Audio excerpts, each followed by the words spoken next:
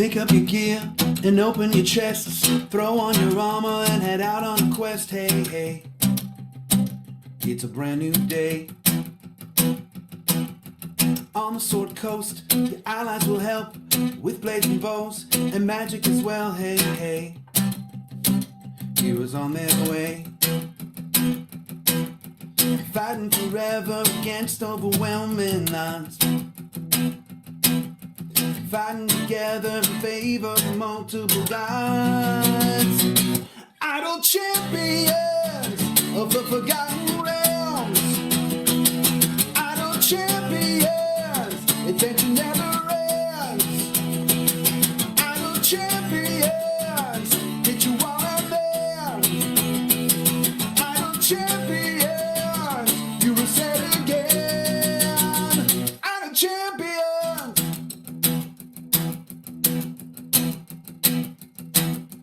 From Waterdeep to Icewind, head out to Shove, or Shadowfell, hey, hey. Together we stay. Walk to the monsters, walk to the boss, walk to the right, it's never a loss, hey, hey. Bad guys to slay. Fighting forever against overwhelming odds. Fighting together in favor of multiple gods. Idle champions of the forgotten realms. Idle champions, adventure never ends. Idle champions, get you all out there. Idle champions, you will say it again. Idle champions.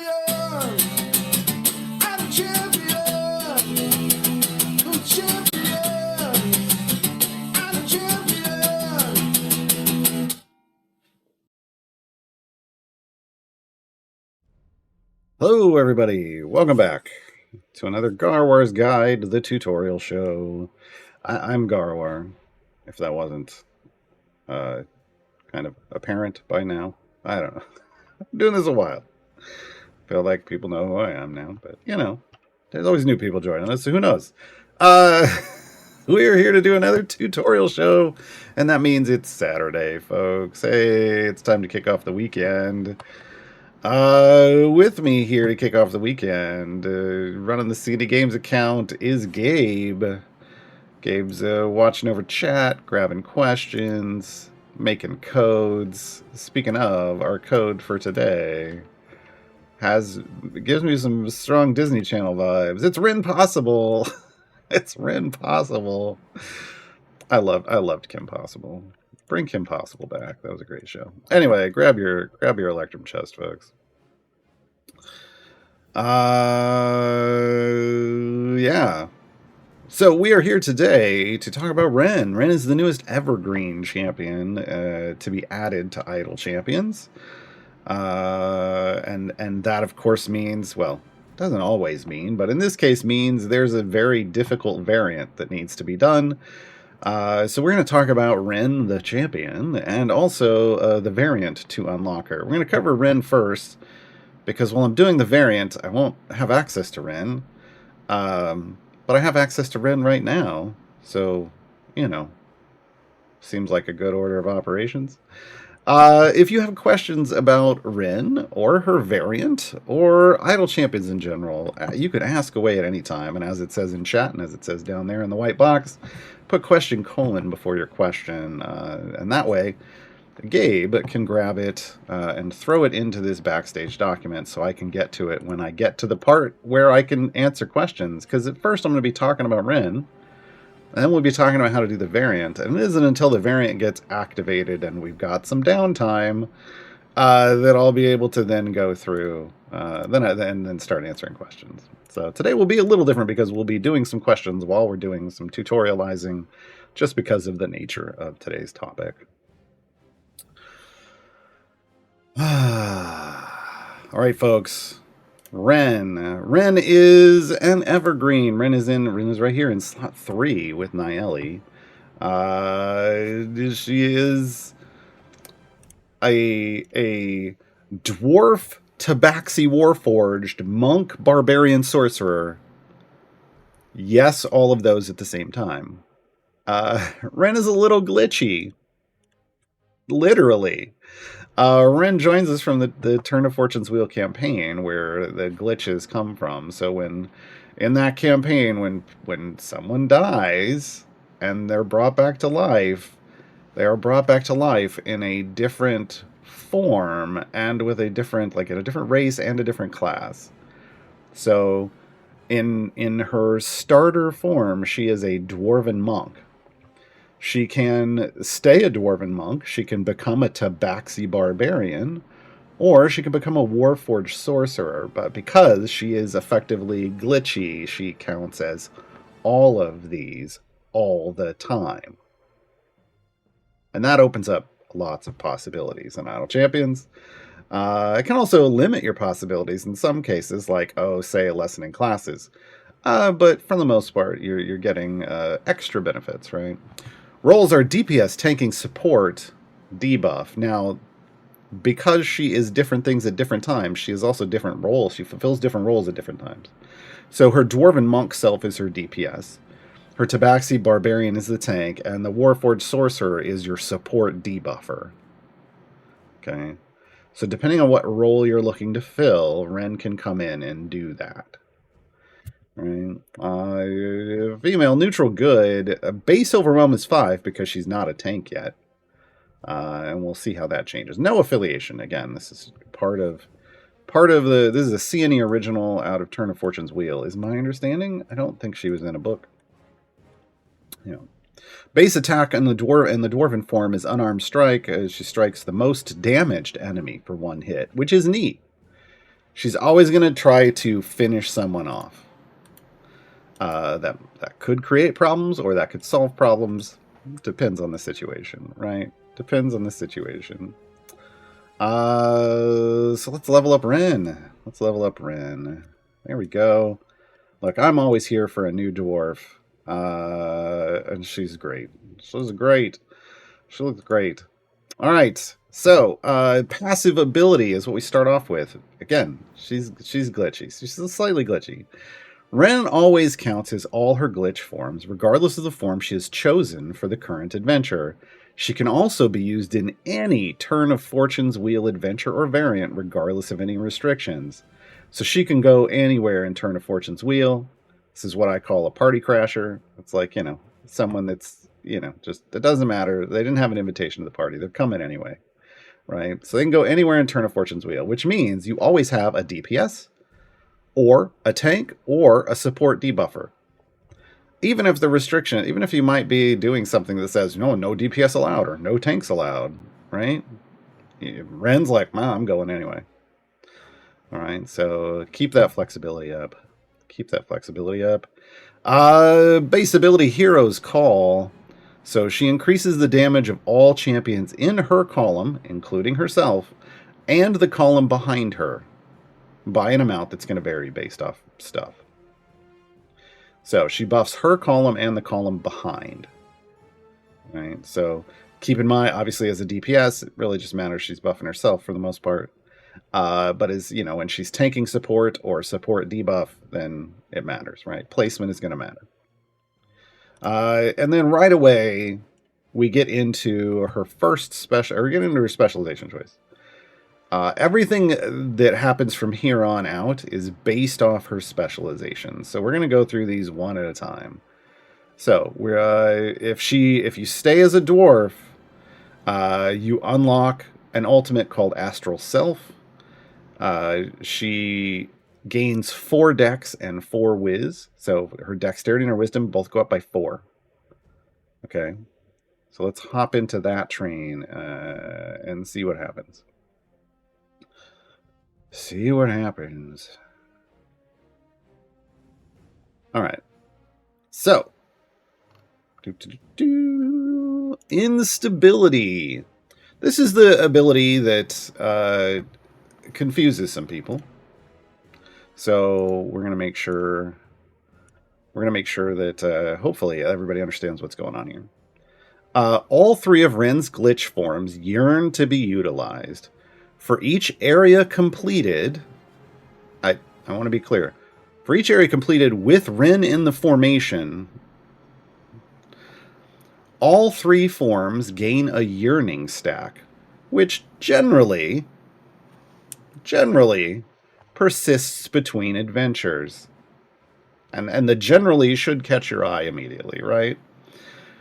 Wren's chosen form buffs her hero's call by an amount that varies for each yearning stack for her chosen form.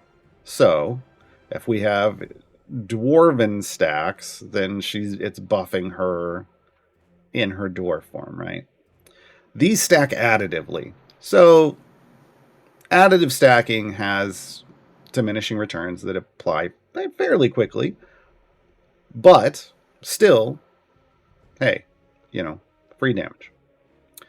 Yearning stacks for any glitch form she has specialized in during your current adventure are set to 0 at the end of the adventure. There's the rub. So remember where it said generally persists between adventures? I have chosen dwarf. Of course I chose dwarf. Dwarf. So at the end of this adventure, any stacks she earned along the way would get zeroed out. And that's because basically you are consuming that to buff yourself on this current run. I like to think of it a bit like a Briv. People who understand how Briv's Steelbone stacks and Sprint stacks interact, similar in the sense that you build up Steelbone stacks during one run, and then they turn into Sprint stacks, and the next run you can consume those or not, right? In this case, you're choosing what gets consumed based off what specialization, like what path you're choosing for her. This is potentially really cool if there are, like, say what you really need for a variant is a really good support debuffer, right? And Wren would fit the bill, but you want to ramp her up super high. Well, you throw her in like a gem farm, a regular gem farm with do lots of adventures and variants with her in her DPS form. And then when you go to attack that variant, you've built up thousands of stacks for her Warforged sorcerer form, and then you just burn them on that run, and you get all that bonus for that whole run, right? But then it's gone, and then you got to go earn some more. Now, of course, you could do this by alternating or whatever, but I think, figure out how you kind of personally want to use Wren for difficult things, and then use her in a different form for other stuff, right? Build up those stacks. The key is it's if you specialize in your current adventure, it's going to be set to 0. So what I'm going to be doing today is switching her specs in the same adventure, which means she's going to 0 out at the end of this completely. But that's fine. I haven't built her up at all.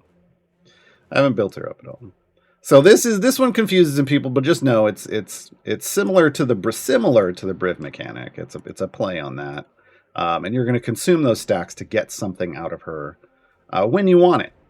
When you really want that, you can burn all of those. Otherwise, you could build them up. There's no cap listed here, so technically, you could run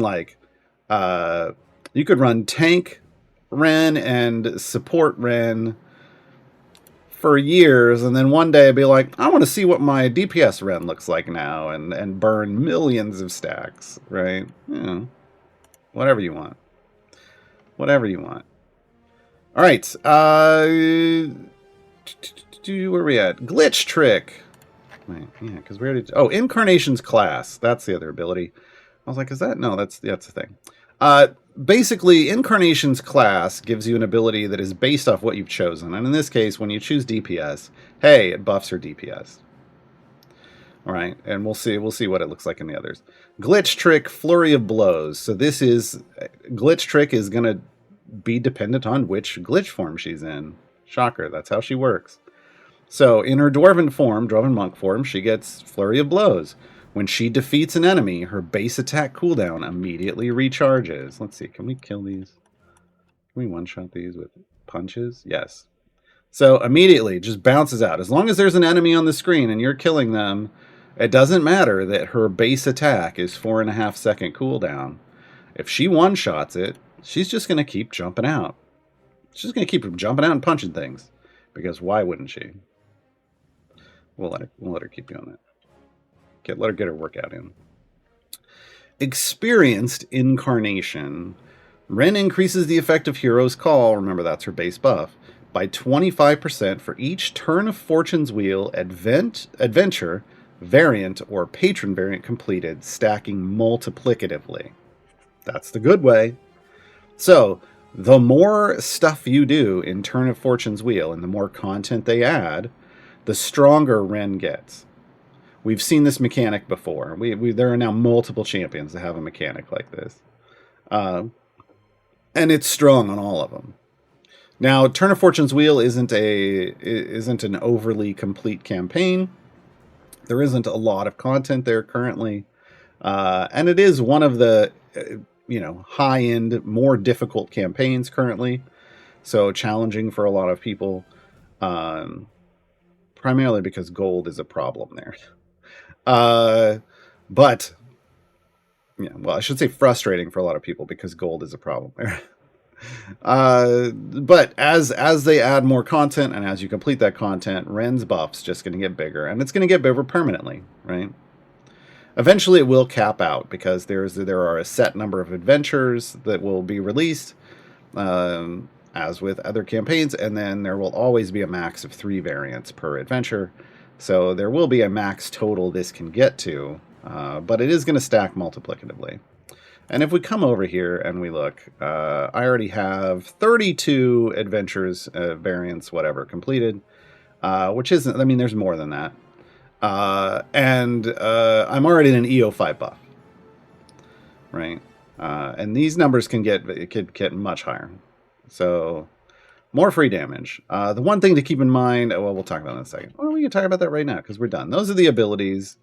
We'll talk about the items real quick, and then we'll go back over each of the other forms. And we'll do the feats, and we'll go back over each of the forms. But Damage of All Champions item, Hero's Call, so that's the main buff. Instability, remember that's the yearning stacks. This is additive, so it's not going to get... Doesn't get mathematically overpowered. Incarnation class, again, straight up buff. Then ultimate attack damage and ultimate cooldown. So what we don't have here is an experienced incarnation item. This would have made her, would have given her a mathematically overpowered ability, which this is a really strong ones. As it is, it's still a really strong ability. Everybody that has one of these, it's just really strong. Karlach has one. Gale has one. Commodore Crux has one. It comes out real good for them. All right, let's look at her ultimate in this form, Astral Self form. Wren manifests her Astral Self form for 15 seconds. For the duration, when she attacks, she hits her target and all nearby enemies for ultimate damage. So she does Bud-based damage for 15 seconds in an AoE. Here's what it looks like. Boom! She gets the Astral Arms, and she's just punching. She's just punching everything. Now, obviously, we're not in an area where we can have lots. Well, that was an AoE right there. They were there. You can see the AoE. And then goes back into... Now, she doesn't get her auto cooldown in the transition, but she does when the ult's active. So, pretty great. Pretty great.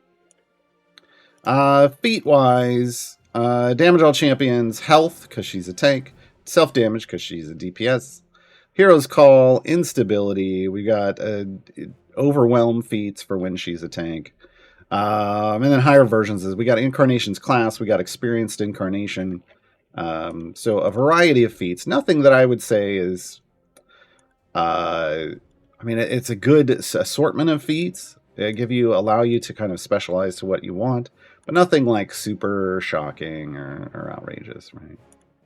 All right, so this is Wren in her DPS form. You'll note in DPS form she's got higher dex, higher whiz, right? Because she got +4 to those. Now we're going to respec her. Boop. Boop on the nose. We're going to go to Baxi Barbarian. Now, when she turns into the Barbarian, she gets the Colossal Rage ultimate. a new base attack. She gains 20 Overwhelm. And she gets 4 Strength and 4 Con. Okay. So immediately now we're a Tabaxi now. And we don't have the wave clear that we had before. So, hey, we're a Tarbaxi Barbarian. A Tabaxi Barbarian now. So now we're at 25 Overwhelm, 18 Strength, 18 Con. The other stats obviously are back normally to their normal numbers. Beefy, right? Now the initial stuff is the same, but once we get up here to class, Incarnation's class, we now have Barbarian's Resilience. So this is where she gets her health gain, right?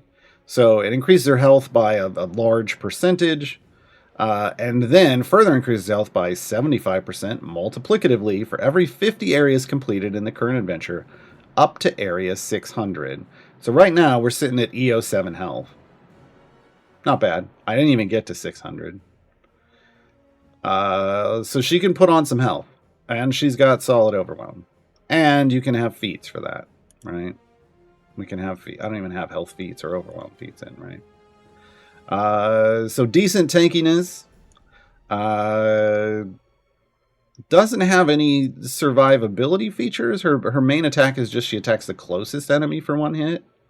Her ultimate is cool, though. We'll get to that in a second. Now, the glitch trick becomes Battle Cry, and this is the health share.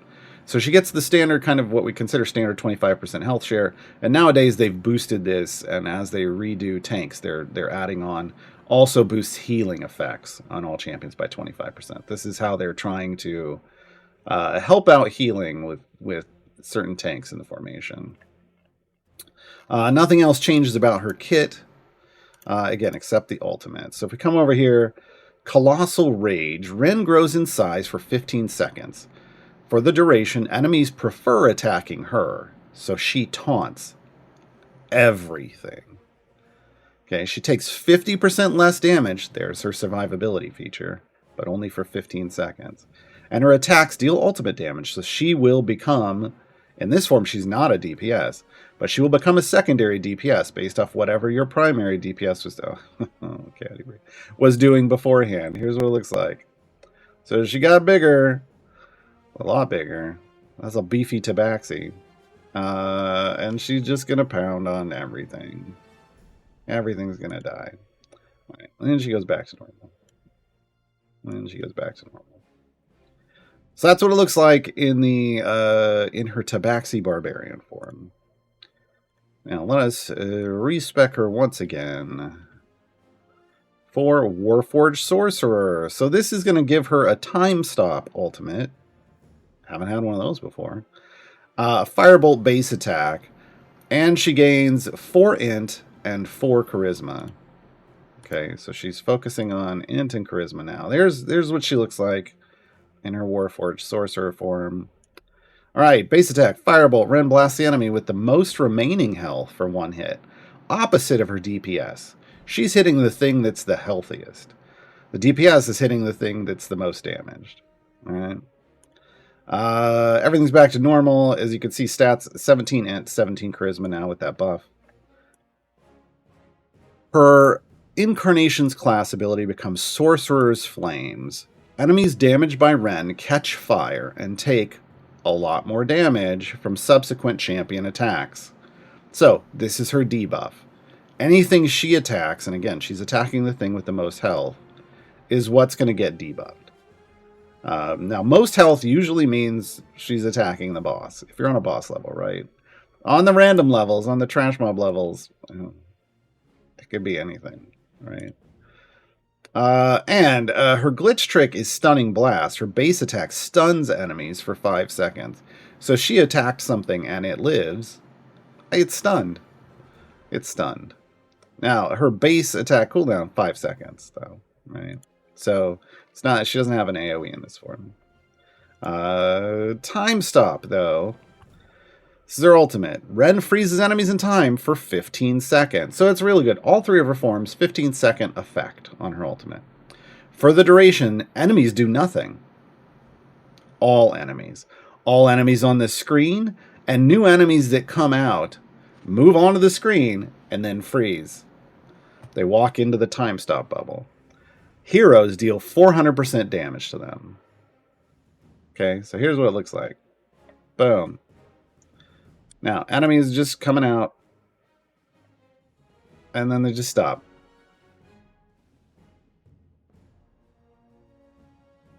And just stop. Okay. And then they go back to moving. That's the 15 seconds of it.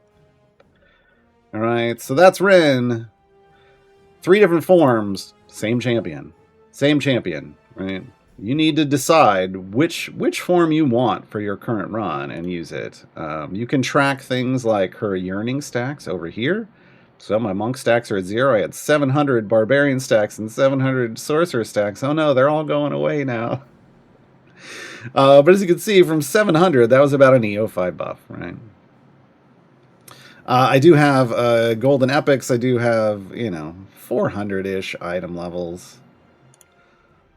It's all shiny. Everything's shiny. So, But remember, so this may not look a lot right now, but remember, this is an Evergreen champion. This is now my lowest item level Evergreen champion.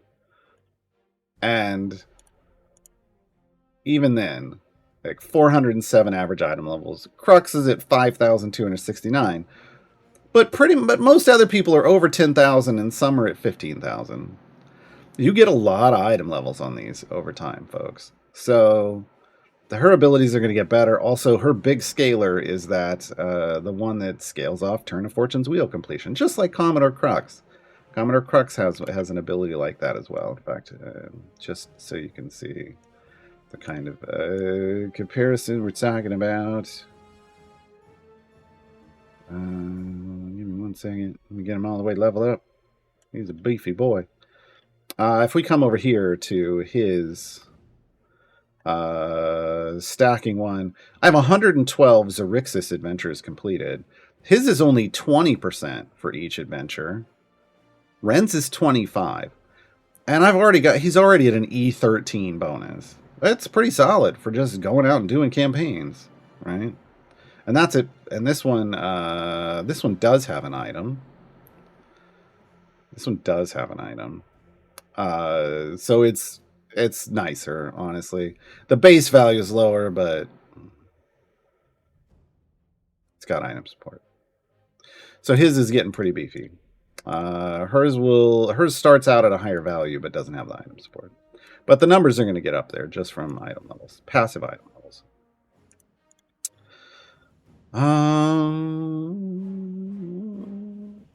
All right, we are going to get out of here, and we are going to go talk about her unlock variant. So, again, I respect her through all of her things, so I chose all 3 of her specializations. I have now reset all of her stacks to 0 by doing it. That's the downside of me showing that off, but I didn't have a lot already. All right, Turn of Fortune's Wheel is the campaign she is in Evergreen for. So we're going to hop over here and go over down to the bottom right to the sigil or sigil map, however you want to pronounce that. I'm fine with either way. Don't get mad at me. And it's all the way, if you've played through, you start here. We're all the way up here in the top right in the mist. In the mist. You might have missed it because it's in the mist. It's the top right. But, it's got a little bubble. Hey, Wren is available here. Titan on the Town is the adventure. The first variant came out last week. It was Clockwise Through the Great Wheel. And it's kind of a warm-up. It's a warm-up for Twice Through the Great Wheel. Originally... Yeah, well, it's called Twice. Well, it was called Twice Through the Great Wheel because originally they explained yesterday they were doing a little bit of a different thing. It was going to be this, but harder. And now it is that, but harder, but in a different way. So just consider, hey, you went clockwise through the Great Wheel once, and this is the second time. So what does that mean? Let's go through this. As you can see, there's a wall of text here. You need to complete area 950. 950. That's up there for this place. Turn of Fortune's Wheel. As you can see, I only have E54 favor here. However, it is very hard to gain favor here. I think I earned E28 of that, and I got here just by conversions. Every conversion ever since this came out, because you just can't earn favor here. You can't earn a lot of gold in missions, even doing dirty farming or Azaka farming. It's just the scaling is real low. So it can be when you get here, you can't rely on favor and gold to provide you power like you can with earlier campaigns. You have to, when you get here, because it's so far down the campaign list, this is a difficulty scaling on the way down. The lower it is, the more difficult it is. You have to rely on the earned power from other things. Blessings, global blessings from all other campaigns. Global perks from all the patrons that you have unlocked. Modron cores and the power from the pipe game. Legendary effects and leveling them up from Trials of Mount Tiamat. Pigments from all the pigments you could have gotten before here, and then all your gear, your item, like your rarity. Hopefully, obviously, you want to be epic, full epic, because you want to have legendary effects. You want item levels, any gilding, all of these things. All of these things are what you're going to need to progress in Turn of Fortune's wheel at all. So trying to jump here, bad idea. But if you progress your way through to here, you should see okay progress. But 950 is going to be a reach. I mean, look, whenever an Evergreen comes out, there's going to be a certain population of players, a certain percent of the population that can do this on day one, like me. And then there's going to be people that are going to be waiting months. And this is normal. Like, we go all the way back to like Azaka, the second Evergreen variant ever added in the game. I remember there were people that did it on day one, and I was super jelly because Azaka farming got figured out real quick, and everybody was earning tons of favor, and I was spending months trying to earn the power on my account to be able to just unlock Azaka. And I know it sounds odd to people nowadays because you can just steamroll right through all that content, but we did not have a lot of the power that is available now. So just know that it is normal when a variant comes out that there's going to be a lot of people that just can't do this right away. And that's okay. But what we're going to talk about is the restrictions, and we're going to talk about you have to go get all that power for yourself. But I can give you tips today on how to make this easier to complete. I basically one-shot this. We strolled right through it. It wasn't an issue. But it's because I was prepared. Not only did I have the power, but I came up with a plan, and we're going to talk about that. So here's the restrictions. First off, you may only use neutral champions and champions of the alignments specified below. Okay? Now, very important. In this game, whenever they say neutral, normally they follow this with a parenthetical lawful/chaotic or good/evil axis statement, telling you which version of neutral they mean. By not doing that, what they're telling you is what they're looking for here is champions that are true neutral, which means they're neutral on both axes. They're neutral and lawful chaotic, and they're neutral on good and evil. Yes, Gar spreadsheet upcoming. When it's just this, without no parentheticals, without no parentheses, that means true neutral. Not any combination of other neutral. Okay, so you can use true neutral champions in this. And any champions from the alignments that we're going to discuss below. It doesn't have the full list. I will go over the full list. So here's the way it's going to work. For the first 100 areas, you may use lawful good champions. So lawful good and true neutral. Every 100 areas, this restriction changes. Neutral good for 101 to 200, chaotic good for 201 to 300, and so forth. I'll cover the so forth. But this is what clockwise through the Great Wheel means. The Great Wheel is the wheel of alignments. The wheel of all the possible alignment combinations. Okay. So every 100 areas, the champions that you can use change. So this is a very manual variant. You have to play this. You have to be there. You have to sit there, and you have to build out your thing and run it manually. This restriction is linked to your highest area completed, not your current area, which means you can't just if you move to 301, you have a new restriction. You can't, when you drop back to like 299, you don't get to go back to the prior restriction. You're now locked into that restriction. You can drop all the way back to area 1, and it's still whatever the 301 is, okay, as opposed to the chaotic good that it was before. Now this is good and bad. There's a later restriction that nullifies the bad part.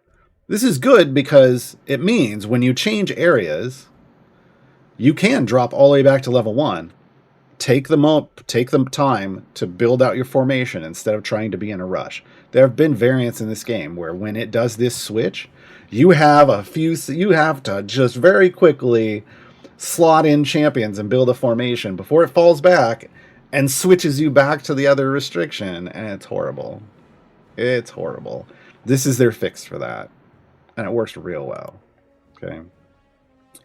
Every 100 areas, so when that change happens, all champions in the formation are removed and can't be used for the rest of the adventure. Two important things here. One, your formation is cleared, which is why I said when it changes, you're not frantically trying to build a new formation. You can drop back to area 1 and rebuild your formation and take your time about it. 2, whatever you used the first time can't be used again. Yes, this means even champions like Dungeon Master and Dark Urge and Wren, who say they can go anywhere. Look, saying they can go anywhere means they can go into any of these tiers of progression. But once you've used them and they get removed by the adventure rules, by the variant rules, they're gone. Once they just get you, their rules just get you in, their passives get you into a variant. They don't keep them in there if they're removed, okay? So, this is where the spreadsheet comes in. We're going to be talking about a spreadsheet. You need to plan out who your groups are. Champions can't otherwise be removed from the formation once they've been added. This is where the spreadsheet comes in. Plan out in advance who you want. Because if you just frantically click on somebody and then you're like, oh no, I wanted someone else from that slot. Well, you can restart. But you can't swap. Okay. Click damage only deals damage for the first 5 areas after every alignment switch. Now, I don't think this matters for the higher areas. But this is perfect for when you drop back to level 1 to rebuild your formation. Your familiars will just kill all the enemies so that you can not worry about them while you rebuild your formation. I think it's great. Fire breath potions can't be used at all during the adventure. Okay. You have to beat this. What this means is favor wouldn't help you here. Fire breath won't help you here. You have to beat this with formations of champions. Have to. All right. So let's talk about the actual list. I'm going to bring up so I built out a spreadsheet with this, and I'm going to show you mine. Please understand, mine is based off owning every champion in the game, and all those champions having a minimum power level, right? Like I have developed all of mine to have minimum average item level of 250 or better. They're all full epic. In fact, they all have legendaries that are at least level 1 legendaries at a minimum. A lot of them have gilding, variety of different kinds of gilding, and lots of feats, right? So I have a solid developed account and developed bench, right? So you are going to have to make your own spreadsheet based off who you own. Don't worry about their gear. You gotta kind of know, and where you place them in your spreadsheet for the ones that you're going to have to duplicate, because there's 2 alignments you're going to have to duplicate, is going to be based off you building your best formation. So here's what it looks like for me. So really super basic. I don't make fancy spreadsheets. I just need information. I have the area segments on the left. Remember, we're going to 950, so that's why it says 901 to 1000 at the bottom. I have a column for my alignments, so I know what I'm messing with. And then I just have champs 1 through 10 listed out, and I throw them in. And what I tried to do here is for the first 2, champs 1 and 2, that's my tanks, because again, if you see down here on the screen, this is the infinity symbol campaign. It's a 2 champion frontline, two champion frontline. So up to 2 tanks if they're available is what I'm looking for, and then a DPS champion. Were they always in the champ 3 spot? No, they weren't. But I tried to put them there, and then I didn't in a couple slots. And then everybody else is support, right? So real straightforward spreadsheet. This is not difficult. You can do this on Google Sheets, right? That's where this was made. I ain't getting fancy. The key here is start from the 901 to 1000 column, row, excuse me, and work backwards. Okay, you want to build. I'm like trying to hover over and point on that spreadsheet. It's not going to show up, folks. You want to build. Where is it? Okay, down here. You want to take neutral good and build your best team that you can out of 10 neutral good, because you're going to have to clear area 1000.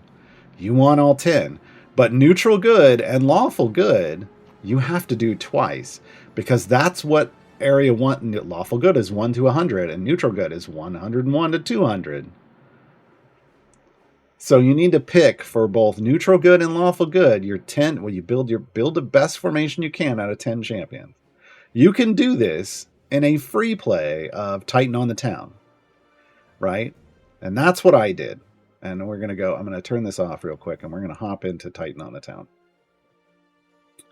So what I did to do this is I came into Titan on the Town like this. We got some familiars on the field to get us some gold. And then I popped open the search feature, right?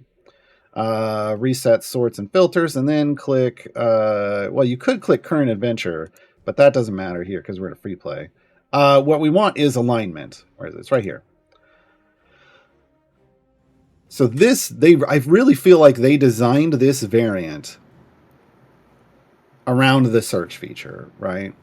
So the very first thing we want, lawful, you click lawful and you click good, and you're like, wow, that's a ton of champions, Gaarawarr. Why do I have to worry about anything? Well, it's currently on match any, which means it's doing lawful or good, and we want only lawful good, so you click all. That's a bit more restricted. Okay, so you want to use this feature to determine what your formation is, and I think what we wanted was neutral good. So build out 10 champions out of your neutral good, whatever your best 10 champions. It's the ones up in here. And then when you get to that second time you run into it, you'll use anything that you hadn't used previously. But because you're at lower levels, up to 100 and up to 200, you're not going to need a whole lot, right? You can run yourself through all of the combinations in a free play on Titan of the Town and just figure out what it's going to look like.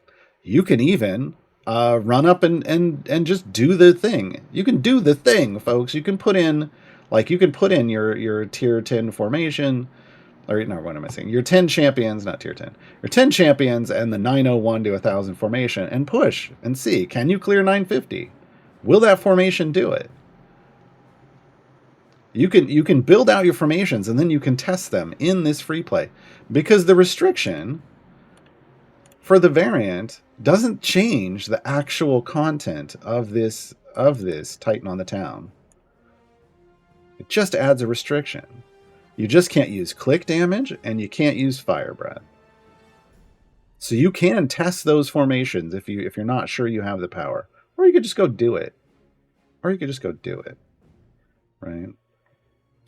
But you can build out all of this. You can build out your spreadsheet in a Titan on the Town free play. Again, build it in reverse. Start at the bottom with neutral good at 900. Build these out. Now, as you can see, even with every champion, like when we get to the 700 to 800 split, I only have 7 champions. 600 to 700 split, 7 champions. 500 to 600, 6 champions. 400 to 500, 5 champions available, period. 300 to 400, 7 champions, right? Now, these are lower areas, so as long as I have power, I can breeze right through this.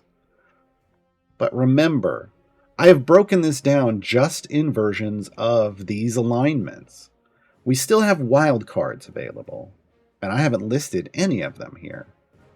Our wild cards, again, if we go in to Champion Search, our wild cards are going to be automatically Dungeon Master and Dark Urge. They can join any of these splits. Okay. If you use Dungeon Master's ability to pull in a special guest, actually, I don't think it will work because everybody's available. But Dungeon Master could be used, Dark Urge could be used everywhere, right? So they can fill in, let me close this again. They can fill in on any of the splits if you need them. As you build this out, if you're like, well, I need a DPS and I don't have one in one of these splits, and you have Dark Urge, you could use Dark Urge. But also, remember, the thing that isn't listed in the wheel is True Neutral. These are the True Neutral champions currently in the game. Okay? These champions won't show up on any of those normal alignment lists when you're doing your search. These are your wild cards you could use at any time if you need to fill in any of your levels. Remember, start in reverse order and fill up. If you're having problems in a certain area, I just like to use whatever the alignment restriction is and see if I can do it. If you run into a problem, you could then add in one of these neutral fillers. That's the way I approached it. I left these and Dark Urge and Dungeon Master as wild cards if I needed them. I didn't need them, but they were there if I did need them. So keep that in mind when you're building out your spreadsheet. Right. Oh, DM does special guest? Okay, so if DM will trigger special guest, you can do it. But just remember, whoever they special guest in, you're going to lose for their split. So it's a little rough. That could be a little rough. All right, twice through the Great Wheel. Let's dive in. Man, I hope I didn't have a seat 1 person. I didn't. Good. I'm like, did I have a seat 1 person that was wrong? All right. So I'm going to. I got to pull this up on the screen because I didn't keep this somewhere else. Nayeli, Celeste, and Dritz. Now I did this specific 3 champion combo. There were more available. I did this combo specifically because I didn't want to use a lot of people. Originally, I tried to just use Nayeli and Dritz.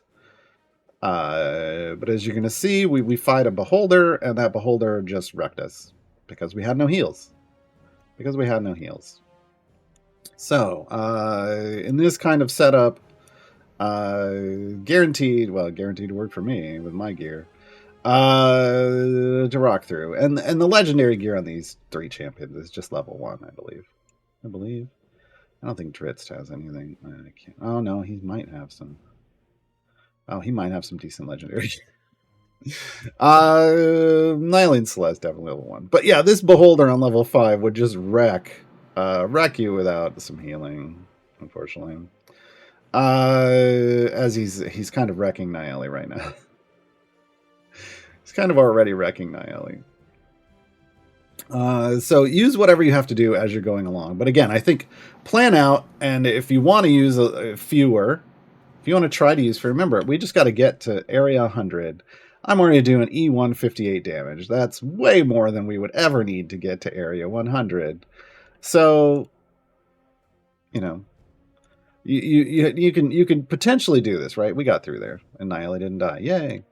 One thing I want to caution you, we're going to finish this as we go through the rest of the show.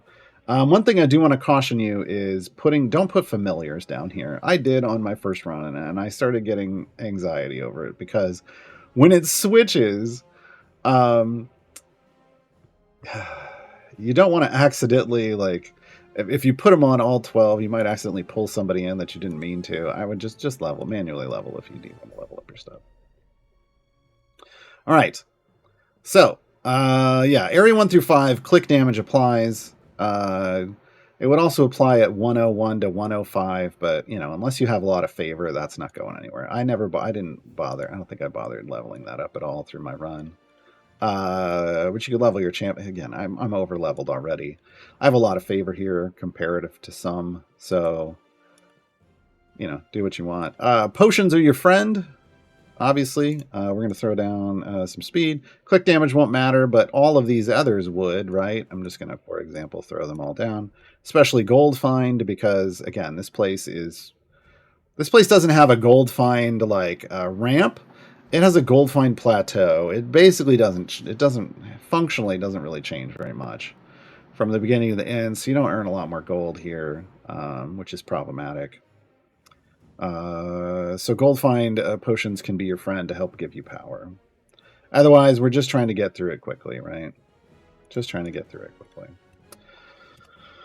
All right. While this is running, I will switch through. I'll pull up at each, and I'll do my splits, and we'll play through this on stream. I've only got like 5 questions. And one of them we've already answered just by hopping into this variant. So I got 4 questions waiting for me, folks. If you got questions about this and you did not put question : in front of them, now's the time to repost them with question : we're going to take a short musical break as we're going through these levels. I'm going to throw another potion on. We're going to go real fast. This is the song for dwarves, Raise Your Tankards. We'll be right back, folks. We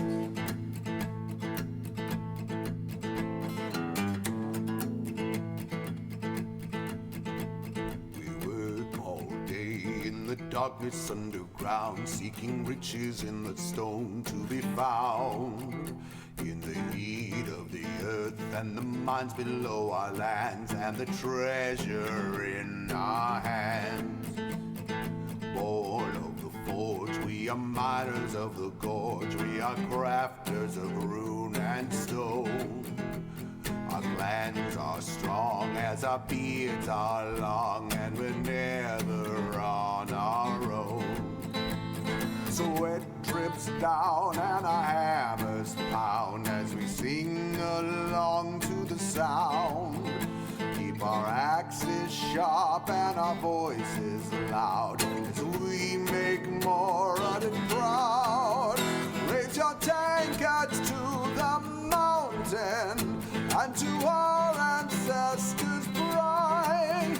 To the stone our works are bound in. Thorn always provides. Glengarden protect us as we defend our land. Guide our axes onward. Our lives are in your hands.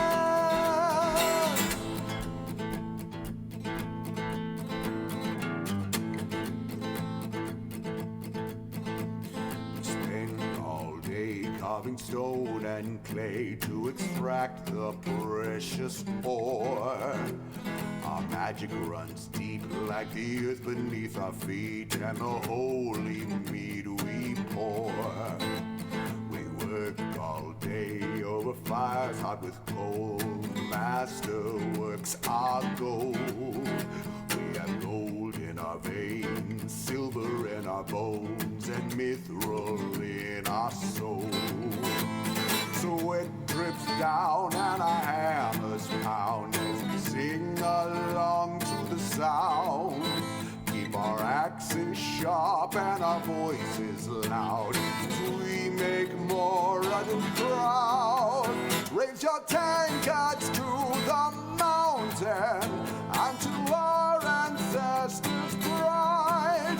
To the stone our works abounding, Doomthorn always provides. Glengarden protect us as we defend our lands. Guide our axes onward. Our lives are in your hands. Our lives are in your hands.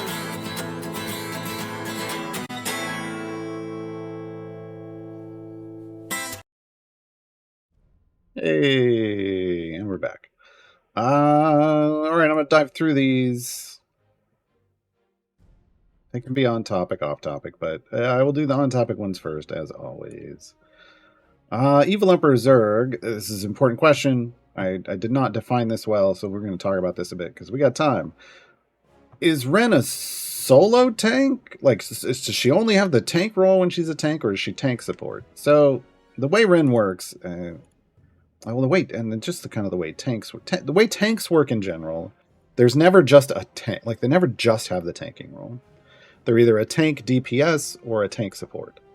So when you see tank support and, like in this case, debuff, DPS tank support and debuff, if she specs into tank, she is both a tank and a support, because Hero's Call is her support buff. Hero's Call is her support buff. And it kicks in before anything else. So she is always /support. Whether she's DPS support, tank support, or support debuff. Debuff then is slash and different, but you get what I'm saying. So support is always going to be one of her roles. One of her roles. I mean, she gets all 4 tags, but the way she's functioning is she's always going to have the support available, because that kicks in before anything else, before any of her specialization. She is always going to have her support feature. Now, I want to be clear. This does mean she is a DPS support. That does not mean you should use her as a support with her DPS spec. Really. If you need Wren to support you, you need to pick either tank support or support debuff. Because, there we go. Here we switched. Hey, that's a superb owl. All right, because you want to maximize what you're getting. Either when you put her into DPS, it's because you want her to be doing damage, not supporting. Okay, but in the tank and support, in the tank role, she's going to be tank support, and when you choose support, she's going to be a support debuffer. All right, so second split. What do we got? I got to pull it up here because I did not put it anywhere else. Sergeant Knox, he's in 6. Knox, who's there? He is. Farida. Hey. No, that's 7. Hey. Farida. I should have just saved all of these, and then I could have just loaded them in. And we're going to bring in Farida's daddy. Mahan, all the way in the back with his #1 dad cup and his slippers and his Brimstone Angels shirt. Then we're going to bring in Virgil, who's all the way up here in 10. That's probably not where he's supposed to go. And then it's a me, Imowen. And then we're going to throw in Melf. Melf, the male elf. Yeah, we're going to rock it like this. You know what? I'm just going to... I said don't use familiars, and I'm going to use familiars anyway. Just real quick. So I can get back to the show. Yes, super matters. All right, there we go. Boom. Away we go. Turn progress back on. And then I'm going to pull the familiars off. All right. Rocking and rolling. So I do want to say, one other thing I want to say about that question is tanks in this game are always tank support or tank DPS. We don't have anybody that's just a tank. Because like if you just have somebody up there that's just tanking, what are they doing? They got a lot of health and they've got a lot of damage mitigation, but then they're not contributing anything to the party. So they're always going to be something. They're always going to be either tank DPS or tank support, right? And then it's important to think about like which one of those roles are they good at? Because they're either going to be a DPS tank and they're better at DPS than they are at tanking, or they're going to be a tank DPS and they're better at tanking than they are at DPSing. Or they're going to be a tank support because they're really good tank and their support is good. Or they're a support tank because they're really good at supporting, but their tanking is functional. Right? But maybe not great. Well, maybe not the greatest, right? So keep in mind, like, there are tank supports in this game, and then there's support tanks in this game.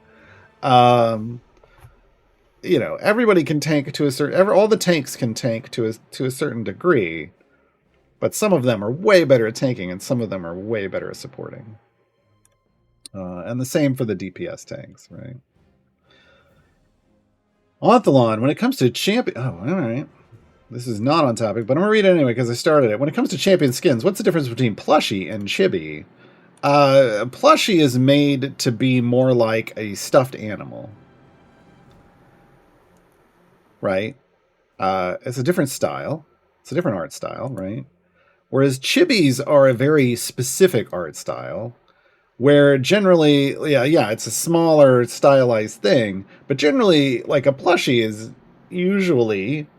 has proportions that are somewhat normal. They're just a plushie. Like, and if you could hold them, they'd squishy.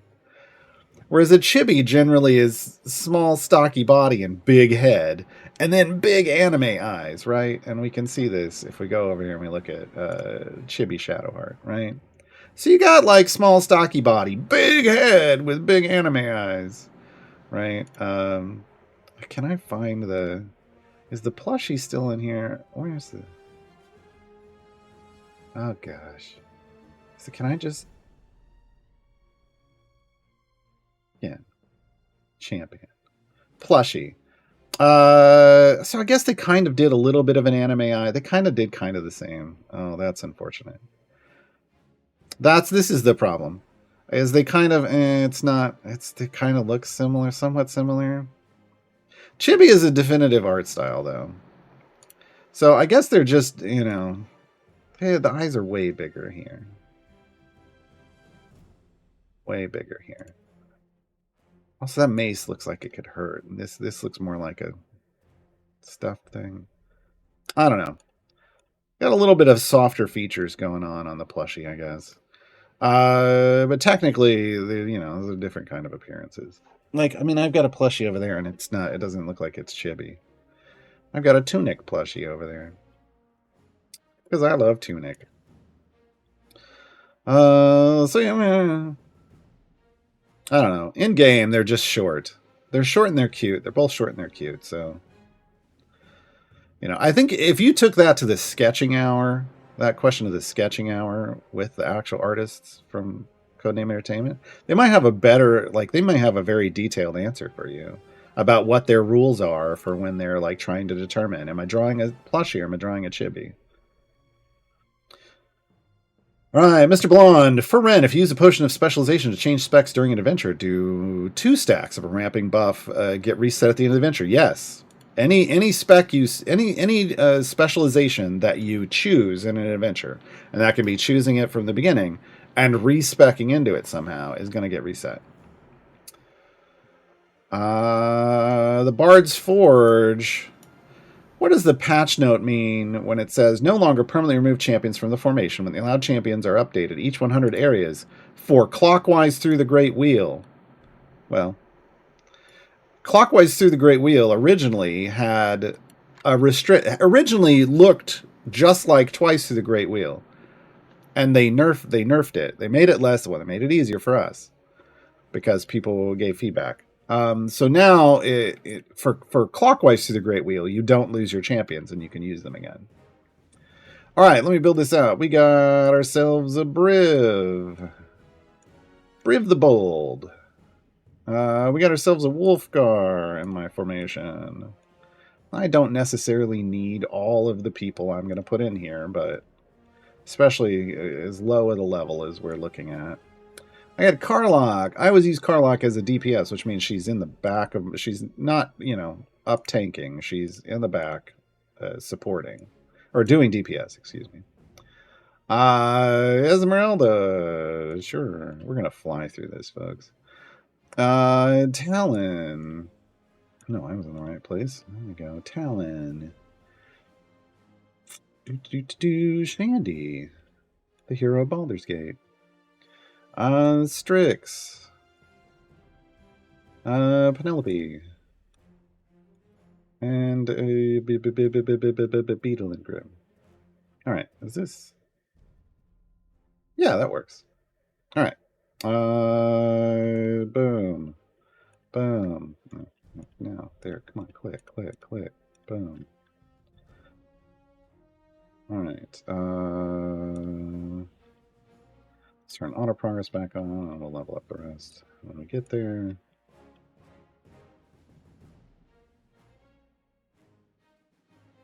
This is going to be overkill, but it's fun. But it's fun. Right, everybody's leveled. Except for these two. There we go. Alright. Rocking and rolling. So yeah, the clockwise that patch note is reference to Clockwise Through the Great Wheel, not Twice Through the Great Wheel. Marcos C. Matos. Do you think she'll be good to buff Ashara? I mean, she's there. So here's the thing. I think it's more the other way around. I think Ashara would buff her well because you can double bond Ashara for her. Because she counts as a dwarf, a tabaxi, and a warforged, Ashara's first set of specializations, first set of bonds, has elves and dwarves, so you can spec her at DPS right away. And then the second set is then going to match... Oh, spreadsheet. Second set is then going to match... I mean, it's fine. We're just killing through stuff. It's not like we're doing anything. The second set will match one of her second set of bonds. So could you also use that for Ashara too? Sure. It's going to make it easier for you to get her double bonded. Is she going to be your best situation? I don't know. There's some good buffers in here, and I don't know that she compares right out the gate.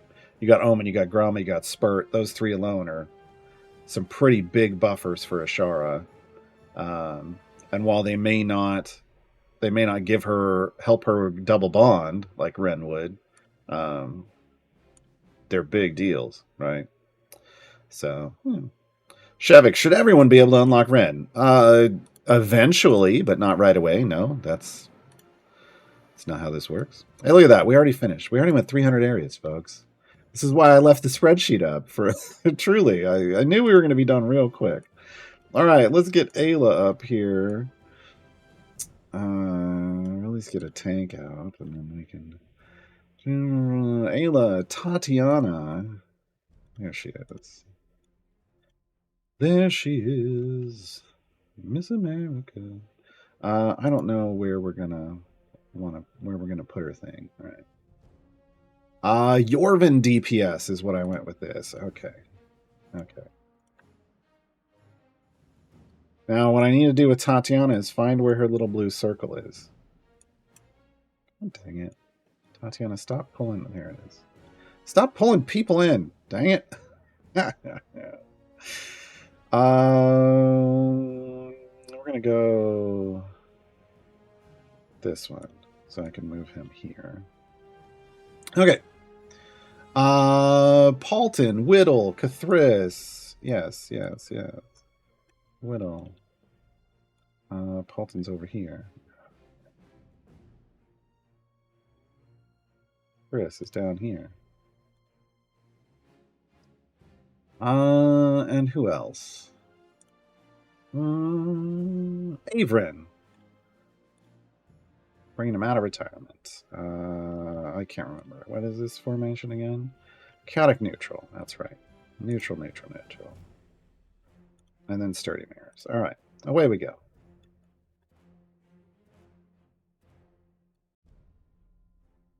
Lurking Rider, have you had any chance to use Wren in any variants? Nope, not yet. Not yet.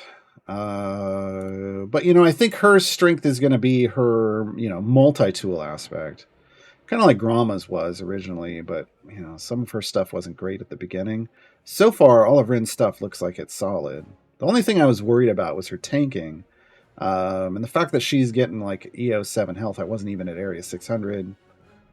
I think that she's got some decent health. Yeah. Iridian, getting favor in Turn of Fortune's wheel is horrible when you start. Look, it's horrible the whole time. Any tips? The biggest tip here is you have 2 tools in your toolbox to help you get more favor there. One is a Zaka farming, and honestly, that one, I don't know that it's as important in the current meta of the game until unless you're really trying to maximize your numbers. The other tool is what we now call dirty farming, which is basically you're building a party, obviously a pushing party, whatever your big damage pushing party is, your progression party, and you're saving it to one of your hotkeys over here on the bottom left. And then you're building a formation, a completely separate formation that just has the biggest gold find percentage boosters in the game.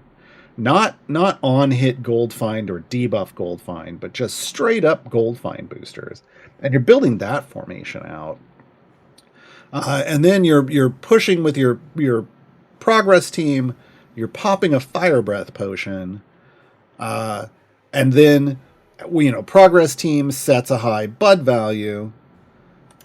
You hot swap into the gold find team, and the fire breath potion and your familiars kill everything, and you soak in massive amounts of gold, much more than you normally would at the area you're on. And then you switch back to your progression team and level them up. And then you switch back to let them set another an even higher bud value. Switch back to your gold find team. Soak in a bunch of gold, level them up. Soak in even more gold. Switch back to your progress team, level them up, right? You switch back and forth. And usually the switch is when your bud value decays to the point where you're not able to kill instantly anymore. Switch back to the progress team. Let them set a high bud value, level up those champions, let them get their max bud. Switch back to the gold find team. So that little hot swap gets referred to as dirty gold farming. Dirty gold farming. I left this up again, but it doesn't matter. I wasn't demonstrating anything on the screen. So that's the biggest tool to get favor. I got into the E28s in that campaign using that because what I found is I could push super far. I could complete all the content. I just couldn't get any favor, right? I was never soft capping. Once I started dirty gold farming, I could soft cap. I still didn't earn a lot of favor. Still maxed out again in the high E20s. Some people can get into the low E30s, maybe into the mid E30s. But yeah, none of ours is dirty. Yeah, it is dirty with 2 R's. Rough Rider, you still getting a burrito for lunch today? Saturdays are burrito days. And yeah, we'll be playing video games over on my channel later. We were playing a game called Another Crab's Treasure, which is a Dark Shoals game. Wait, no, Floodborne? No, Sheldon Ring. No, yeah, you get the idea. It's an undersea Souls-like. It's. I'm finally getting decent at it. We turned the difficulty down a little bit. I need to turn that off because I finally got a weapon that's wrecking things. Yeah. Lots of ocean puns, folks. Yeah, lots of ocean puns. It's a great day. It's a great game. Oh, we're about to beat this. Let's hop back. Okay. Spreadsheet back on the thing. Where are we at? Oh no. War Duke. Oh no. War Duck. It's time to bring the duck in, folks. Time to bring the duck in. So this is my smallest formation because there just aren't a lot of these champions in the game, to be honest. Specifically, these champions, meaning chaotic evil. There aren't a lot of people that play chaotic evil characters in D&D live plays, which is where a lot of the champions in this game come from. And there generally aren't a lot of like canon chaotic ones that aren't amazing, that, you know, and they can't necessarily bring in like super amazing people, right? So we have like Baloth came from a game, obviously. Warden was a C&E original, but then Voronika, Warduke is old school, but Voronika and Fen came from specifically came from live plays, right? So there's only like 2 here from live plays. Now, obviously, Baloth has been played in live plays by Mark Meer, their voice actor, but they didn't come from a live play. Did I get everybody? 1, 2, 3, 4, 5. Yeah, we got 5 people in. That's it. All right, here's what my War Duke formation looks like, folks. Jeez. There's not a lot going on here. But it works. But it works for what we're doing. He's actually tanky enough. The duck is tanky enough to get through this. Mr. Ballon, are you going to watch any other racing series while F1 is on summer break? I don't know. I'm watching a bunch of Netflix stuff right now, catching up. Lurking Rider, based on Wren's abilities, do you think she'll be actually useful in completing Fortune's Wheel content for those who've only finished the minimum necessary to unlock her? I think we'll figure that out when we see there. I mean, we have a lot more variants to come in Fortune's Wheel, and as they get restrictive, maybe, right? Like, I think she might be needed, right? We'll see. What item levels does Shevik? What item levels does Wren have? Around 400 and something average item levels currently.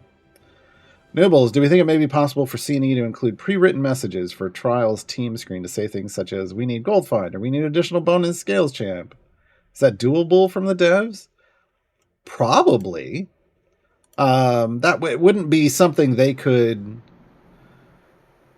Well, here's the thing. What we're talking about is Assault Party, Noobles. You're talking about, like, can you request in pre-start, hey, we need people that have this? Sure. They probably could. Will they? I doubt it. Probably. I'm just going to flat out say no.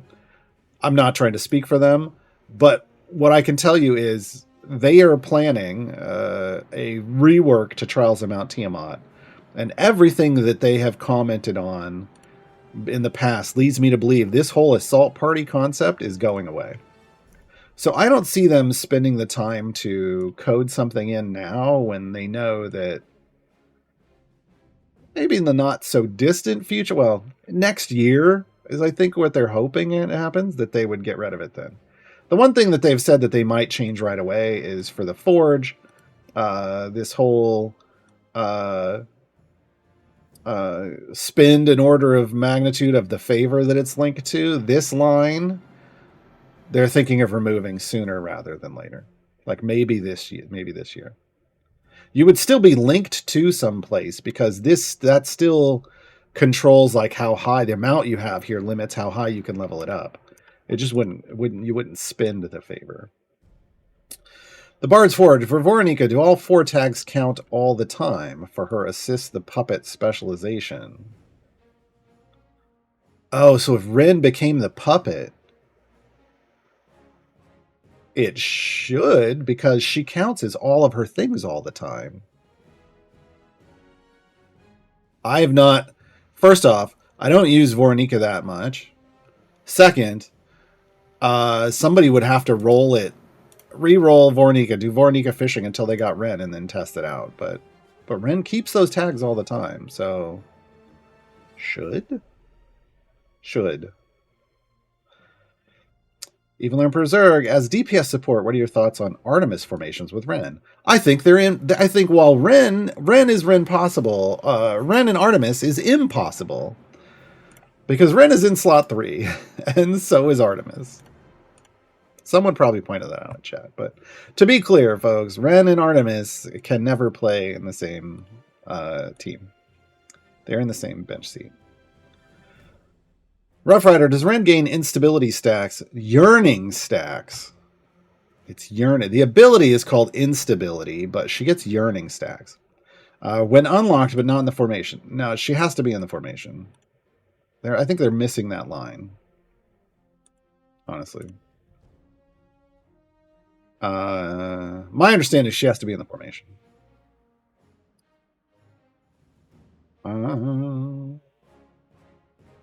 McNeil DJ, what's the recommended favor amount to ensure you can level up champions for twice through the Great Wheel? I have no idea. I really have no idea. All of it.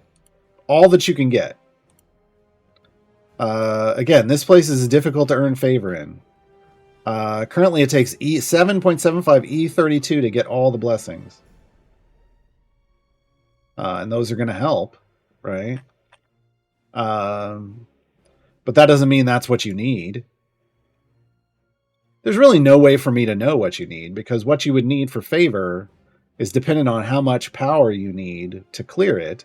And while we can tell you what the Area 950 boss is going to need in terms of health, there are so many different ways you can provide that power that don't have to do with favor.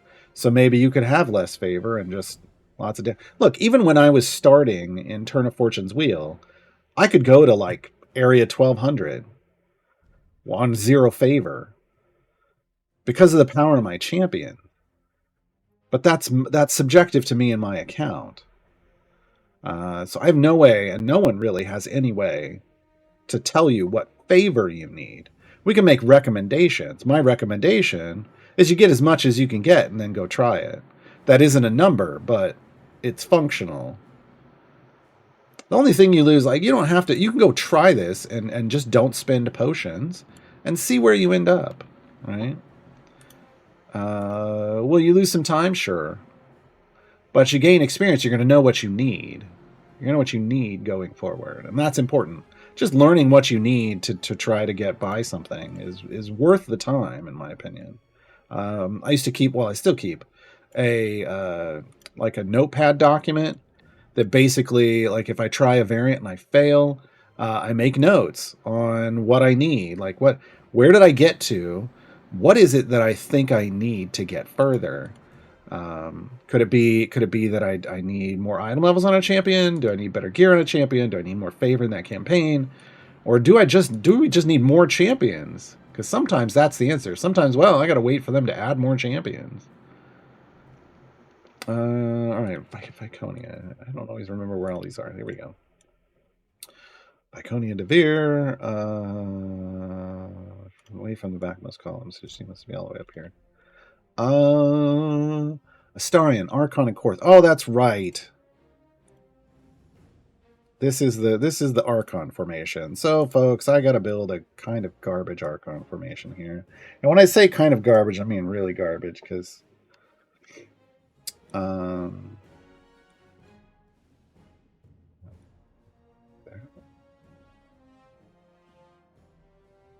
maybe that might be it.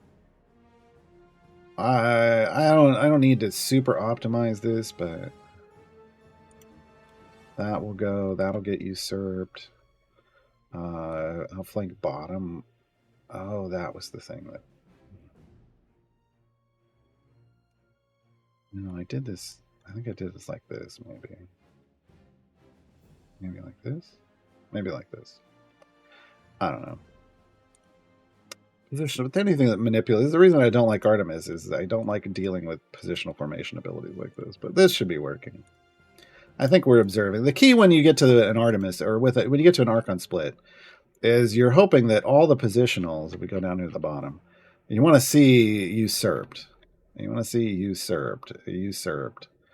usurped. Everything, hopefully, that you have that's positional, there just aren't a lot of positionals in this split. This may be one that when you get to, you might have to bring some neutrals in, like true neutrals in. Well, Wren isn't going to help you because he won't have her. Alindra and Dungeon Master are here. Xeraphon is here. Jang Sao.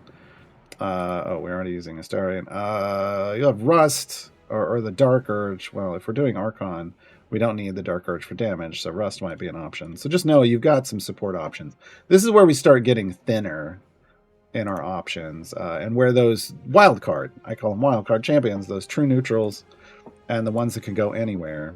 Oh, god dang it, spreadsheet. There, this is what it looks like. This is what it looks like.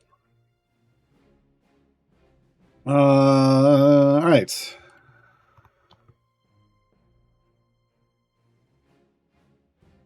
Oh yeah, Newell's more of a statement. Remember that during events, like events give buffs like this, and having boons active during an event, or even just having like or those buffs active or boons that you get from paying for stuff, may give you more power to complete content like this. And that is it's a thing. Also, weekend buffs sometimes, right? Keep an eye on where you're weak and what you're looking for that can help. HLS 30, how are items and item levels from gold, silver chest assigned once all evergreens are full, epic, and shiny? Is it 100% random? So once you have gear in a slot, like let's say you've completely filled out the full epic on everyone, it is, as you get to the certain breakpoints, if you're not getting a gear that's higher rarity, it's random between anyone that it could drop for. When you get like a gilding, when it drops a shiny, it's going to fill up all the shiny slots and won't dupe a shiny until all of your core evergreens are shiny. And then it'll start duping. But from that point on, once you're like epic and shiny on all your core evergreens, all item drops for those champions and all shinies are random. 100% random. Well, that's what it's supposed to be. Anyway. So we're told that's the way it works. I'm going to call a little BS, blacksmithing. I'm going to call blacksmith on that. And I'm going to call blacksmith on that for one reason and one reason alone. If I go here and I sort by item levels, if I look at Xeraphon is an evergreen, has 14,300 and something item levels. Brunor, who came out at when the game started, 14,900 and something. There's clearly some kind of fill bias that distributes to lower to evergreens as you get them. There clearly is. Blueshie, who came out before Crux, is already 11,000 and something. There's clearly some kind of pull that these lower item level champions have. Or else you would never close the gap. With a champion like Brunor. You just wouldn't. So yeah. There's some kind of pull, but it's, when you're dealing long term and hundreds of thousands, if not millions of chests, you can see that it tends to be trending towards equalizing everyone. I don't know that it's going to be noticeable when you're opening like 100 or even 1,000 chests. Right. Rough Rider, have you watched any Gen Con content? No, I haven't. So I don't know if people that we know, like Lauren Mars or Sean, have been spotted in the audience. I have no idea. I haven't watched any.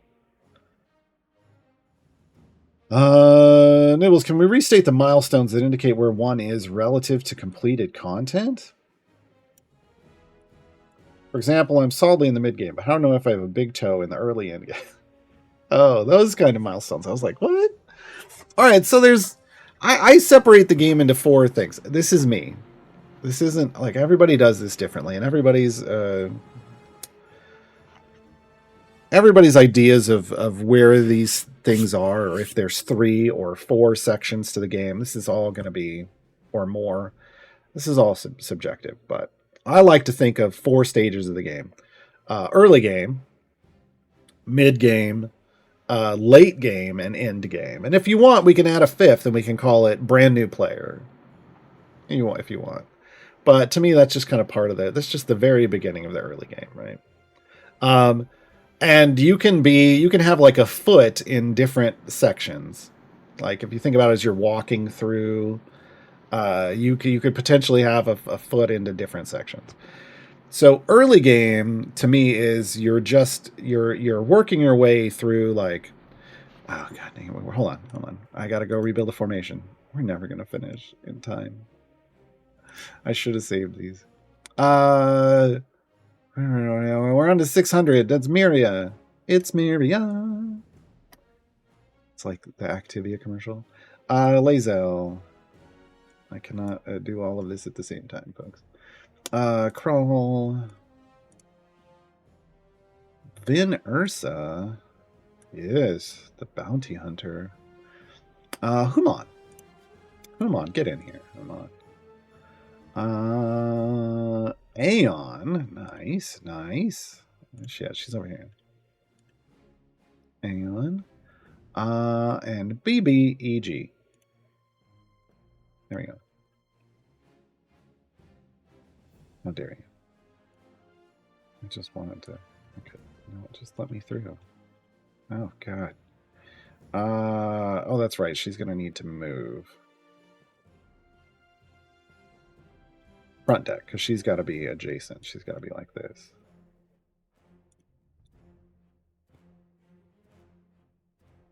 We'll just put BBG there. There we go. Okay. So, sections of the game. Early game. Early game is like you've from everything from you've literally just started playing to you're unlocking Dritsto Erden and getting your tier 2 blessing and Sword Coast, diving into Tomb of Annihilation and Waterdeep Dragon Heist, and into Baldur's Gate Descent into Avernus, right? You're working through that kind of stuff, and that's kind of early game. And you're building up your champions. You're collecting whatever champions you have. You're trying to split the party. You're trying to unlock a patron. Like these are your goals in the early game. Your gear, you're just trying to get your gear up to like blue, like just blue or better, just so that people don't have empties or whites or greens. This is kind of early game, right? Mid game for me, you get a foot into the mid game when you unlock your first patron, when you unlock your first core. This is kind of your one in each, right? 2 feet solidly in the mid game is you are doing Trials of Mount Tiamat now. Like you've completed the storyline in Baldur's Gate Descent into Avernus.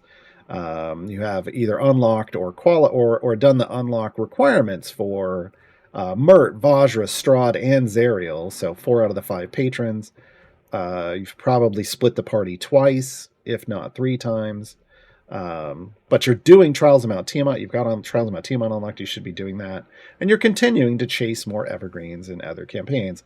That to me is 2 feet in the mid game. The late game, which is before end game, late game is defined to me as you have completed all of the regular storyline adventures that are currently in the game and all of the regular variants. So not patron stuff, but all the regular storyline, and you've ground out all the regular variants. Just to knock them all out and to get all their gem rewards. That's the big thing. You want all of those free gems, because every one of those, it gives you free gems. So everything is currently in the game. And you are now focused fully on patron variants and Trials of Mount Tiamat. Right? That and probably at that point, gem farming. Like you are now in the late game. Right? And you can have a foot in that, and a foot in, you can be finishing some other stuff and doing some patron stuff and balancing in between those two. But to be fully in there, all the regular stuff done, you're fully doing variants and trials, right? Again, that's to me. And then end game is basically you've completed everything. What do we got? We got Thalora. So you will have completed all the patron variants. You will have completed. Well, you're doing all of the base adventures and variants as they're added to the game. You're completing any new patron variants, but you're basically just sitting at end game farming trials and gems, and that's your whole life because you got nothing else to do. That's end game. So now you can bounce in and out of some of those places, but like once you're in the mid game, you can't really back up to the early game anymore. But you could step back and go from end game to late game simply by not doing lots of content for a while, right? Okay, what do we need? Stokey, Shadowheart, Duke, and Birdsong. Okay. Shadowheart.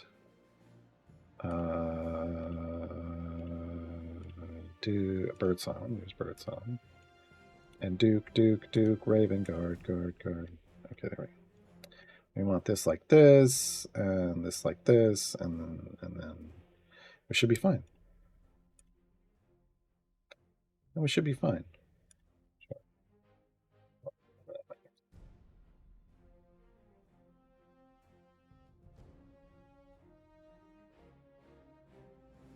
This one, and this one. Stunner. Crits. Ladies. There we go. And away we go.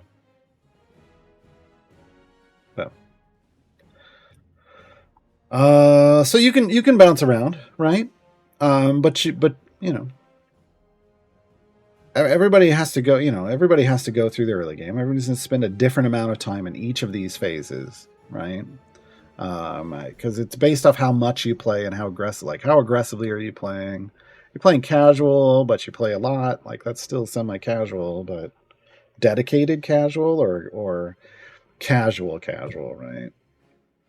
All the way up to hardcore, right? I have a guide, my new player reference, that basically exists to walk you from day one, moment one of the game through so that you have 2 feet solidly in the mid game.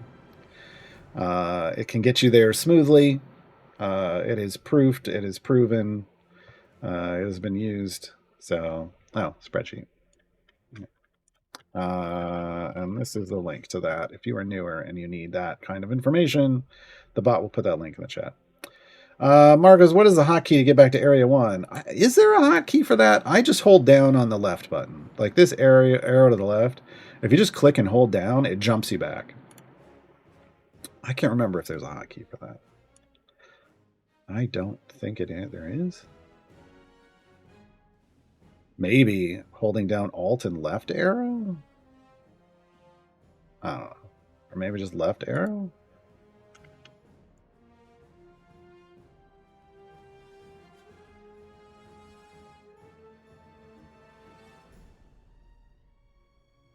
Now, holding down the hotkeys doesn't seem to do it. So, I don't know. Anyway, I just click on it. Rough Rider, will Wren's dwarf form ever work against high-level armored bosses if she only attacks the most damage enemy? Once she clears the trash mobs, sure. Where you would run into problems is if there's a constant stream of trash mobs. But the solution for that is to use a fire breath potion, right? So if you've got the damage to kill things, you should just be able to pop a fire breath potion with a familiar on the field, and it should clear the trash, and everyone should be targeting the boss. Depends, right? Shift click on the blue arrow. Oh, hold down shift and click here.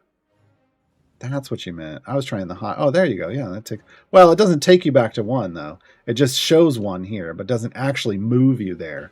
Here's what I'm saying. If I click and hold here, it will actually move me back to 1. It will actually move me back to 1. An armored boss won't be damaged. By fire breath, it will if your damage is high enough, but that's not the point. The point is it's clearing the way.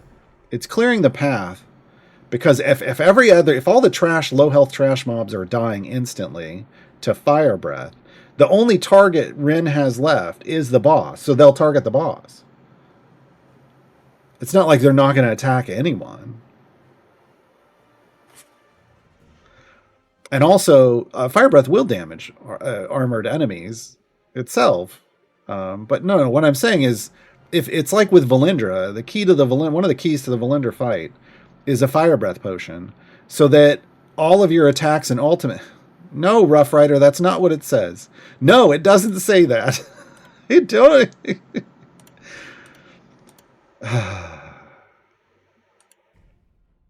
Wren will target the most damaged enemy. If everyone is undamaged, then she attacks randomly.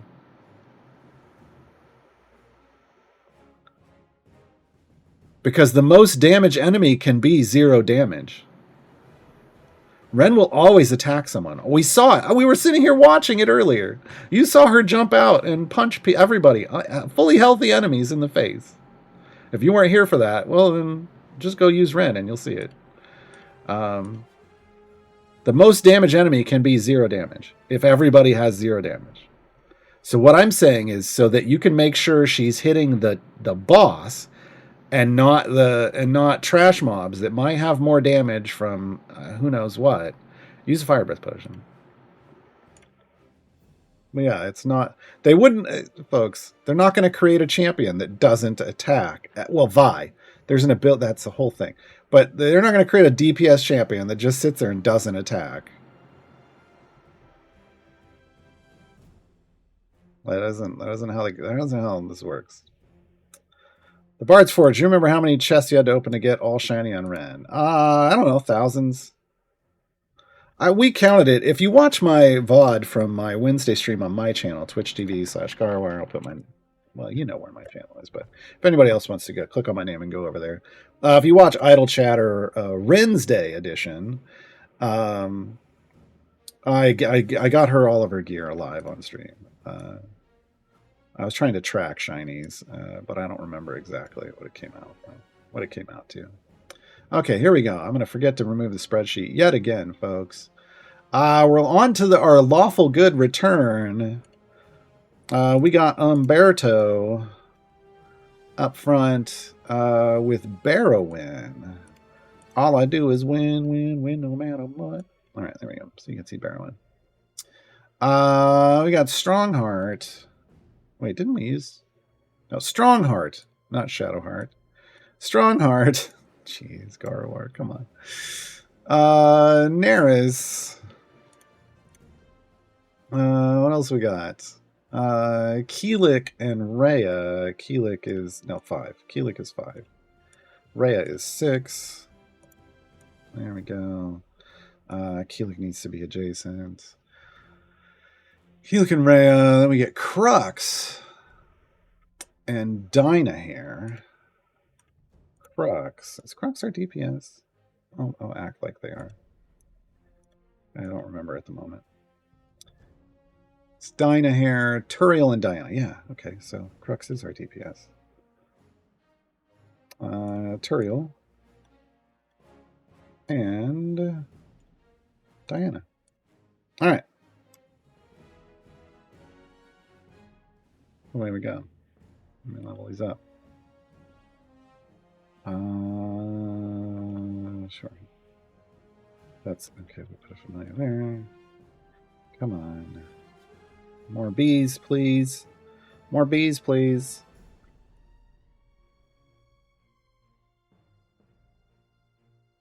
Do that. None of these matter because she's not really going to buff that way. She's just here for speed, really. Con for him. Con. Yeah. All right. We'll wreck right there through that, and then we'll have 50 levels to finish after that. Rav Mori, is Wren not in Time Gates yet? Wren will never be in Time Gates. Wren is an Evergreen champion, not an event champion. Firefly Carrie, do you know if the devs ever plan to implement patron achievements? There are some in-game. Like Steam achievements, if you're playing on Steam, and like platform achievements, those are based off variants. In-game achievements, there's all kinds. Yeah, there's all kinds of. All of these are achievements. All the different topics. So yeah, already in game. Guardian, what champion should be used versus armor enemies? Is there someone who should be put in the speed farm to finish boss segments? If you're gem farming, you shouldn't be on an area that has armor. So when you're saying speed farm, like if you're just saying trying to push quickly through stuff, I mean, if you're trying to finish content, you should just be finishing with your, you try a combination of speed champions and your strongest team. There are champions that. So a multi-hit champion like Ashara, if she has the damage, she will remove multiple segments of armor at once. But then there are champions like Human and Esmeralda and Celeste that can give you extra credit. If you were to remove a segment, they remove multiple, and those stack. But in gem farming, you should never be gem farming somewhere where you have armored stuff. Now, I know we say, hey, you should, baby's first gem farm is Mad Wizard. That's not armored. There's hit-based stuff. And you're still just trying to do all the fastest champions you can, and then fill in with people that might remove multiple segments. There are a number of champions that are both multi-attack or can give you extra credit on segments. But that doesn't necessarily mean they should be in a gem farm, because ideally you shouldn't be gem farming in a place that has, well, never in a gem place that has armor. Never, ever.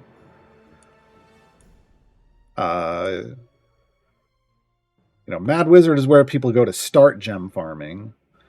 But once you have a deep, like a big full group of solid champions to gem farm with, you go to Roots of Loomlurch in the Wild Beyond the Witchlight. That's the single fastest place. Non-Briv, not using Briv, that's the best place to gem farm. And there's no armored stuff there. So you don't have to worry about any of that. So the answer is just don't do that. Don't do that. Yeah, basically. So if you didn't know before, now you know, don't do that. We got Kent, we got Gosrick. Wait, we got Gosrick? We got Gosrick. Where's Gosrick again? Am I just not seeing that little guy? There he is. Okay, Gosrick. Who else we got? We got Presto, Changeo coming in the formation. We got Ariza. It doesn't get a whole lot of use nowadays, but she's going to get used here. We got Vi. Perfectly viable. We got a bit of RNG in this encounter with Shaka. We're also going to add a Certainty Drawn and Brunor Battlehammer. Why isn't it? There we go. Okay. So obviously some of this is going to be, like Shaka's is going to be a bit random. So he's going to place his stuff out here, and we're going to want to flip some of this around. Can't put the dwarf there. We can put the gnome there though. So presto, we got a male wizard. Is this time? Nope, that's halfling. That's gold. So we'll go child's play. All right, so it worked. So we found a way to make it work. Found a way to make it work. Yeah, I think. I can't remember. Yeah. That. All right, we'll just say int. Why not? Yeah, doesn't matter. Damage. Yeah, no. All right, away we go. And we just got to go 50 more levels. Honda Hero, what does most damage mean most health points lost? It should be percentage based. It's most likely gonna be a percentage based. And that can be 0% to 99%, right? Like if everybody's at 0% damaged, then the devs are gonna know for sure, but usually when they do that kind of stuff, it's percentage based. Ice Lance, when I unlock new champions from time gates, is it worth buying some patron chests to gear them up, or no? That depends on your progress, in my opinion. If you are full epic on your core and evergreen champions, so the starting 12 and any evergreens like Hitch and Dritz and Azaka and all that you've unlocked along the way, if you're full epic on all of those, and you have the excess patron currency to be spending on something other than time gate pieces and Modron chests each week, because 7,500 of your patron currency each week should be first going to a time gate piece and a Modron chest. If you have more than that, sure, you can. Yeah. Just if they're going to follow the same rules as gold chests, they're going to help you get that gear out. But just remember, it could drop somewhere else if everybody else isn't, full epic, right? Rough Rider, how many boons will you be purchasing during the next event? Oh, folks, so there's a whole thing going on. If you don't know, you should go check out the blog for the next event. They have announced both that, hey, we're getting 2 reworked champions in the next event, but also, and I'm going to post this link in chat, there's a blog about event augments, and this time, instead of 2 event augments, we're getting 4. One is we're getting daily rewards. One is we're getting multi-tier, where if you can do, like, if you can usually push to area 1600 plus in a variant and complete tier 4, you could do that in tier 1 and not have to do the other tiers, which is interesting. But there's also an enhancement to boons, where along with the normal boons, they're adding in gem drop boosts. Tier 1 is 20% more gems. Tier 2 is 40%. Tier 3 is 70%. Tier 4, double gems. 100%. So, there may be a lot of people spending cash on the game this time around if they want to up their gem farm. How many boons will I be getting? I don't know. I'm on a budget now. I'm on a tighter budget than I've been in the past, so I don't know. There's also a worth the wait augment, which means that the second reworked champion, Rust is the first. The blog is up already for Rust. Eliwick is getting reworked, and she's going to get double chests from tier 2 and up variants, which is an interesting augment, but that's what they're going with. So interesting stuff. 4 different augments, and they're really pretty wild, in my opinion. Yeah, you're definitely, highly recommend if you can just log in to get your daily rewards during the event. That's going to be solid. You don't have to worry about you'll be gearing up champions if you don't have Eliwick and Rust or the flex champions that are available. Hey, get them, but there's no new champion, no champion new to the game this event. So, for me, I own all the champions. They're all in full epic gear.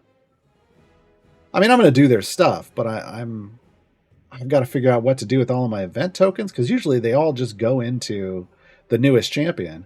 I actually don't know that I'm going to open any blacksmithing contracts or bounty contracts this event. Because why would I? I usually do that to gear up a new champion, and I have all these champions. So it's going to be an interesting event from all perspectives, I think. From all perspectives. Nero, is there a hotkey to scroll through defeated levels quickly? Not quickly, no. But there is one to go back 5 areas at a time. It's Alt left arrow. And if I just want to jump to area 1, I can just click and hold on this left arrow button up here, and it will take me all the way back to area 1. That's what I've been doing. Ravmori, is Wren best used as DPS, or does she still give considerable supporting? She can be used as a DPS, a tank, or a support. If you put her in her DPS form, she should not be supporting. If you want a DPS out of her, choose this, or if you want to support out of her, choose support. Remember, she's in the same slot as Artemis, so you don't need to worry about being a DPS/support at the same time. She can't be used with him. So spec her to what you want her to do, and she's going to do it. She's going to, yeah. I think she looks functional in all of those forms. Yeah. But is, I how she compares to what's already in your account, I don't know. I can't tell you that. Yeah. Isn't that a superb owl, folks? Check out that owl. Look at that owl. That is one superb owl. It's dying, though. Slowly but surely. Crack Davidson, when I get whatever chests, should I wait until I have at least as many chests for guaranteed epic until I open, or does it matter? No, just open them. There we go, folks. I've completed twice through the Great Wheel and unlocked Wren. Wait a minute. What? Deja vu. That's how you do it, though. Again, I think just really the best thing is build a spreadsheet. That's your best. The best thing you can do is build a spreadsheet. And again, start at the bottom and work your way backwards. That's going to give you your best shot at completing this. From that point on, it's really just up to how much power do you have in your account. Because you're not going to get a lot of help from gold in Turn of Fortune's Wheel. So keep that in mind. And that's it, everyone. Oh, Rough Rider. How will an event boon and a gem hunter potion stack? They should all be separate multipliers. They should all be separate multipliers. So yeah, for people who want to buy those 4 tiers of event boons, use multi-tier to complete tier 4, to complete all the event stuff quickly. And then get all 4 tiers of the multi-boons, pop a gem hunter potion, and farm. Because this is going to be one of the best, oddly enough, during this next event is going to be one of the best times they've ever made for farming gems. All right, folks, we are out of here. Thank you to all of you for showing up. Thank you for asking questions. Thank you, Gabe, for grabbing the questions. This is the last stream for the week for C&E Games. I know this was a light stream week in general because of Gen Con. Things will be back, I think, to normal Tuesday? I don't know. Things will at least come back Tuesday, I think. I don't make that schedule. But it should be back to normal starting Tuesday. However, you can find me, and you can find me here now, just on Saturdays on the C&E Games channel. The Thursday show, Gaarawarr's Guide to Everything in L Champions, is gone. But you can always find me here on Saturdays. But if you want to hang out with me more often, you can head over to my channel, twitch.tv/Gaarawarr. Spelled like it sounds. You can also just click my name in chat and toss me a follow. I play specifically Idle Champions on Mondays and Wednesdays, a show called Idle Chatter.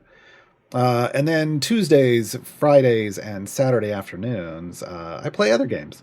So join me in about an hour-ish as we dive back into, pun intended, another Crab's Treasure, which is a Souls-like game, but hilarious. The song we're going out on is a song for Dungeon Masters. It's 3 Cheers. Have a good weekend, everybody. This one's for the Dungeon Masters, weaving stories each week anew. Scheduling can be a disaster, but they always pull us through. We raise our glass to you with heartfelt cheers, even though you brought us tears. Guided us through thick and thin for many days and many years. This one's for the NPCs, both prepared and on the fly. Denizens of the world we share, to both love and terrorize. Will our heroes live or will they die? We'll just have to improvise. Tell us to roll and give it a try, then it's time to throw the dice. Cheers for the Dungeon Masters.